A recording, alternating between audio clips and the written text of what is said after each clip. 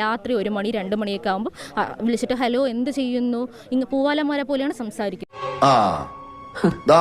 പുതിയ കഥ. നിങ്ങളുടെ ഭർത്താവിനെതിരെയും അപകീർത്തിപ്പെടുത്തിക്കൊണ്ടുള്ള ചില കാര്യങ്ങൾ സമൂഹ മാധ്യമങ്ങൾ അവർ നടത്തുന്നുണ്ട്. സാരമില്ല, ഇങ്ങോട്ട് പോകുന്നപ്പോ ഞാൻ ഇതിൽ കൂടുതൽ പ്രതീക്ഷിച്ച. അവർ ഇതുവരെ പറഞ്ഞതിനകത്ത് ഒന്നിപ്പോലും തെളിവില്ല. അപ്പൊ പിന്നെ അവർക്ക് പച്ചക്കള്ളം പറഞ്ഞുകൊണ്ടിരിക്കാൻ ഇഷ്ടമാണെന്നുണ്ടെങ്കിൽ അവർ അടുത്തൊരു കള്ളവും ചിലപ്പോൾ ഇനി ഇപ്പൊ നാളെ വന്നിട്ട് ചിലപ്പോൾ അച്ഛനും അവരെ വിളിച്ചു എന്ന് പറയാം. എന്താ? ഒന്നുമില്ല, മനസ്സ് പതറരുത്.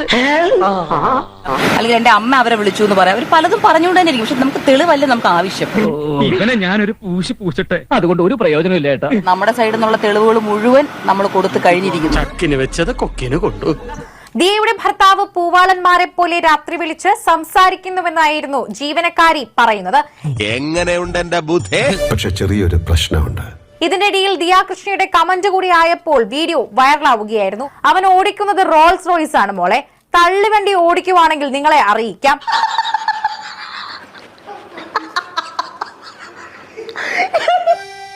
കിട്ടിയല്ല, എനിക്ക് കിട്ടി, നിനക്കൊരെണ്ണം തരട്ടെ? വേണ്ട. വിശദമായ മൊഴി രേഖപ്പെടുത്താൻ മ്യൂസിയം പോലീസ് സ്റ്റേഷനിൽ ഹാജരാകാൻ സ്ഥാപനത്തിലെ 3 വനിതാ ജീവനക്കാരോട് പലതവണ ആവശ്യപ്പെട്ടിട്ടും ഇതുവരെയും മൊഴി നൽകാൻ ഇവർ തയ്യാറായിട്ടുമില്ല.